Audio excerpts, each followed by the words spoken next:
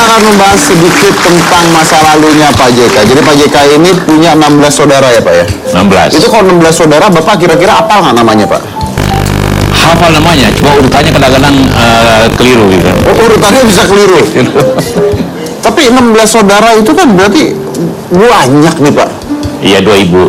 Oh, 2 ibu. Oke, tapi tahu ya Pak ya, kalau mukanya ketemu ketahuan Pak. Pasti Masih tahu. Oke. Nah Pak, dulu katanya Anda pernah susah. Ya seperti saya katakan tadi, semua orang pernah susah, pernah baik, pernah senang gitu kan. Tidak ada yang senang terus. Betul. Tapi saya dengar juga katanya bahwa perusahaan dari ayah Pak JK pernah bangkrut. Ya bangkrut arti kata ya menurun, tinggal 1 pegawai. Pak, kalau tinggal 1 pegawai itu bukan nurun Pak, habis Pak. Masa perusahaan tinggal 1 pegawainya Pak? Iya dulu tahun awal-awal tahun 60-an Itu gitu bikin kan. apa dulu Pak? Ya itu dulu bapak saya impor ekspor. Impor ekspor. Ya. Tinggal 1 akhirnya. Terus sesusah apa? Inflasi. Bukan inflasi. Inflasi tinggi sekali. Sesusah apa Pak? Akhirnya seperti tadi, susahnya tutup, tinggal hanya kantor aja buka, tukang penjaga kantor aja, pegawai 1 kan. Tapi nggak sampai sekolah ke... Nggak, Oh, nggak sampai situ Pak. karena Oke. ada ibu saya ya. Ada ibu. yang ganti kerja. Lalu bagaimana caranya Anda mengembalikan kesuksesan dari bisnis ayah itu? Ya kita mulai lagi setelah saya sekolah, ya mulai berusaha yang pada waktu itu dibutuhkan orang, dulu jual tekstil, jual apa, betul sulit. Ya saya mulai jual mobil gitu kan. Jual mobil. Langsung aja gitu kan. Langsung import jual beli mobil? Oh iya. Kan susah Pak katanya. Iya karena mulai ekonomi tumbuh sedikit tahun 67-an gitu kan. Oh, udah bisa itu Ya ya? setelah Orde Baru gitu kan. Setelah Orde Baru, oke. Ekonomi kan mulai tumbuh kembali. Oke, Bapak dulu sekolahnya apa sih Pak? Fakultas Ekonomi. Fakultas Ekonomi. Oke. Tunas. Kalau saya mau tanya nih, kan Anda kan sukses sekali di bisnis. Kalau Anda punya nggak Pak? Maksudnya prinsip di bisnis itu apa? Yang paling pokok pertama kepercayaan, jujur kan. Kedua harus mengetahui apa yang bisa laku di masyarakat. Ketiganya kita menjaga customer gitu kan. Oke, after sales itu Pak? Iya. Nah Pak, setelah dari bisnis Anda akhirnya terpilih menjadi Wakil Presiden RI Pak. Setelah jadi Wakil Presiden RI, pada saat pemilihan kedua kalinya Anda tidak terpilih lagi. Iya. Nah itu kecewa nggak Pak? Nah maka saya mau tanya, karena saya sempat lihat Bapak sudah salaman dengan Pak SBY pada saat itu.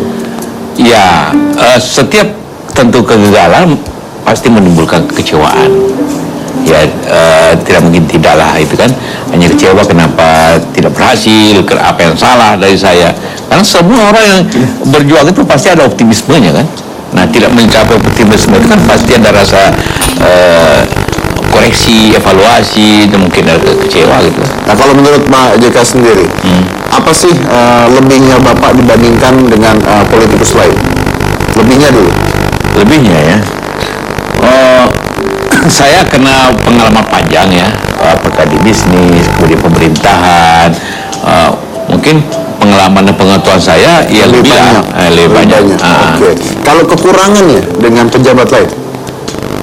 Kekurangan, ya saya tidak pernah ingin katakanlah manipulatif atau tidak pernah ingin hanya pencitraan saja. Kalau Bapak bilang itu kekurangan Bapak tidak ingin pencitraan, berarti sekarang pejabat-pejabat banyak yang pencitraan dong Pak? Ya banyak juga, karena katakanlah ya bicara tapi tidak realisasi, itu kan pencitraan namanya kan. Tiap kali akan ya. Oke. Dan kenapa sekarang Bapak kok nggak lari ke politik lagi Pak? Ya politik kan juga punya syarat-syarat ya, artinya pimpinan partai ataupun ada suatu hal yang ingin dia capai di parlemen, dan saya tidak, sudah selesai. Tapi bakal mau lagi Pak? Tergantung Anda lah atau masyarakat. Kalau memang suasana bangsa membutuhkan sesuatu yang telah kita tahu, pengalaman yang ada ataupun kedekatan dengan masyarakat, ya siapapun harus bisa. Oke. Nah Pak JK ini menarik sekali karena ada satu hal tadi saya sempat ngobrol bahwa beliau ini nggak bisa nyanyi. Pak ya? Ya, dan bisa nyanyi. Nggak bisa nyanyi. Jadi kalau ngafalin lagu nggak pernah berhasil, katanya. Bener ya Pak ya? Dan nggak pernah bisa ngafalin nama cucu Pak? Nama cucu? Iya.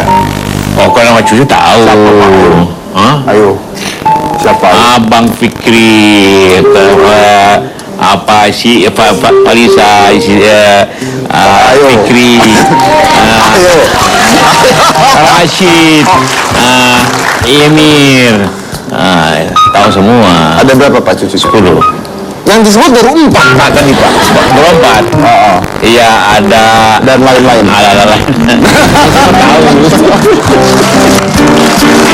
Tapi sekarang beliau malah terpilih sebagai Ketua Palang Merah Indonesia periode 2009 sampai 2014 ya Pak ya. Ketua Palang Merah Indonesia. Apa hubungannya Anda dengan Palang Merah Pak? Begini, pada waktu saya kampanye Wapres itu, ada yang nanya apa ya sekarang Rektor Gajah Mada, kalau Bapak tidak berhasil, mau jadi apa? Oke. Saya bilang saya ingin urus pendidikan, urus sosial, dan urus masjid. Nah, tidak lama 1-2 bulan setelah itu, datanglah semua pengurus-pengurus PMI di seluruh Indonesia mengatakan, Pak, Bapak janji urus sosial. Inilah organisasi sosial terbesar di dunia ini. Nah, apa itu Palang Merah? Ya, Bapak janji harus jadi ketua. Oh gitu, oke, karena janji saya ketua. Jadi ketua? Langsung aja gitu. Kerjanya apa Pak? Kan Bapak nggak ngerti Pak kerjanya tentang Palang Merah Pak. Yang pertama, ada 3 hal kerjanya Palang Merah. Yang tiap hari itu bagaimana mengatur donor darah nasional. Kalau Anda kecelakaan dan perlu transfusi darah karena banyak darah keluar, butuh darah kan, dan itu harus didonorkan dari orang lain. Itu perlu diusahakan oleh Palang Merah, atau orang melahirkan, harus gitu. Kedua, kalau ada bencana, siapa yang tolong orang bencana itu? Mesti ada yang orang yang siap. Banyak organisasi, tapi yang terbesar itu kalau Palang Merah di seluruh Indonesia. Kalau ada konflik terjadi di mana pun di dunia ini, Palang Merah. Yang ketiga Pak? Yang ketiga, urusan sosial. Urusan sosial. Dan sosial serta kemasyarakatan, seperti rumah sakit. Kita punya rumah sakit tempat. Nah, berarti itu Bapak harus pelajari dulu dong semuanya Pak sebelum jadi ketua. Iya, tapi bagi saya tidak susah. Saya pernah menteri Menkokestra urusan kesejahteraan itu. Oh, jadi sudah pernah? Iya. Oh, jadi sudah pernah. Oke. Biasa itu. Nah, selain PMI, ada juga komunitas yang peduli dengan pihak yang memerlukan donor darah. Jadi ini benar nih, banyak sekali orang yang membutuhkan donor darah, tapi mungkin susah mendapatkan ya Pak ya?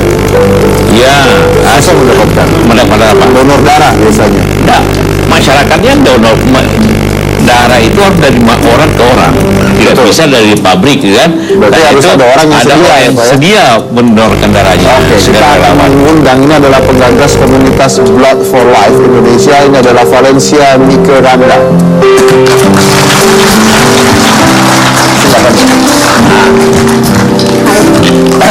Apa kabar? Pak Haji. Ya, silakan duduk. Ini sama-sama orang Makassar. Sama-sama?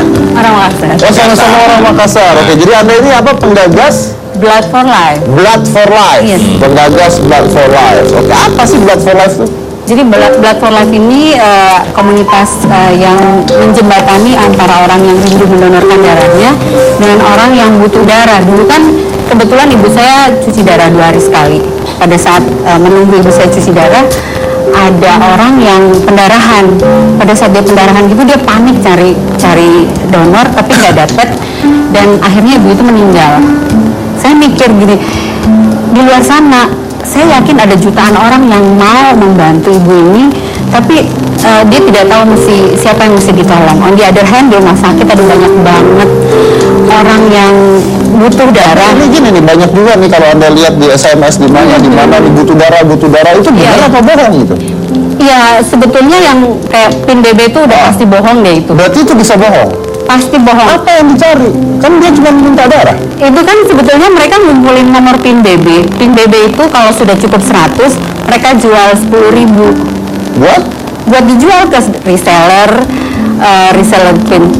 yang online seller itu. Oh, iklan. Oh, jadi seperti itu. Jadi mereka tuh ngumpulin pin setelah karena orang balas-balasan, terus dijual misalnya untuk orang nawarin Nomor handphone juga kayak gitu kan. Makanya kita sering itu dari situ. Itu dari sana semua. Darah tidak boleh dikomersialkan, dijual-jual tidak boleh. Artinya maksud saya, saya mau donor darah tapi saya mau bayar begini, tidak bisa. Nggak boleh. Tidak boleh, karena itu harus dari relawan. Tadi dijelaskan darah kan golongan macam-macam. Ada A, ada B, AB, O, macam-macam. Ada darah ya juga yang sulit, kayak resus negatif macam-macam. Itulah kelompok-kelompok ini yang harus punya geng sendiri, punya organisasi komunitas sendiri. Kalau butuh, ada yang butuhkan hubungan dengan BBM macam-macam, datanglah. Iya, jadi daripada lewat message, kalau misalnya ada teman-teman yang butuh donor, kemana? Ke Blood for Life ID. Blood for Life ID di situ ada. Jadi di situ ada komunitas, ada teman-teman saya. Itu apa? Website atau apa? Di Twitter. Di Twitter. Ya, Blood for Life ID. Live ID. Kenapa kita pakai Twitter? Karena Twitter itu updated per detik. Oke, jadi kalau Anda butuh darah, jangan kemana-mana atau kadang-kadang susah ya. Tapi ini ada Blood for Life ID. It's very informatif ya. Artinya butuh dalam arti kata siap berdonor. Kalau PMI kebetulan tidak ada. Tidak, PMI selalu ada. Tapi kalau golongan-golongan tertentu yang negatif itu yang memang jarang. Hanya katakanlah ada hanya orang bule saja yang itu. Tapi Bapak bilang PMI selalu ada, Blood for Life ada, tapi kenyataannya ada orang yang butuh darah susahnya minta ampun, Pak. Yang golongan darahnya susah. Pak, misalnya kalau ada orang yang benar kan sekarang banyak nih Pak, orang tidak mampu masuk rumah sakit aja susah gitu Pak. Nah itu gimana Pak? Masuk rumah sakit? Bukan hubungan darah dong. Nggak, misalnya dia butuh darah nih. Oh, butuh darah tergantung golongan darahnya. Ada yang sulit katakanlah AB, kadang-kadang tidak ada, harus cari, harus kumpul lagi. Tapi kalau umumnya, contohnya saja, tiap hari di Jakarta itu kebutuhannya 1000 kantong. Tiap hari Jakarta 1000 kantong. Hari ini cuma tiap hari itu tersedia 4000 kantong. Berarti harusnya lebih dong. 4 hari. Ya siap kita 4 hari. Tapi golongan yang sulit, itu memang tidak boleh, PMI tidak kumpulin. Karena itu darah itu hanya bisa dipakai selama sebulan expirednya. Iya. Jadi karena itu maka yang itu lebih disimpan aja di tubuh masing-masing. Nanti dibutuhkan baru dipanggil. Baru dipanggil, baru mendonorkan. Oke, buat Anda di rumah ingin bertanya tentang ini semua atau tanya tentang apapun tentang Pak JK, silakan gunakan hashtag tanya JK, kirimkan ke Twitter kita @hitamputih T7. Jangan mana-mana, tetap di Hitam Putih.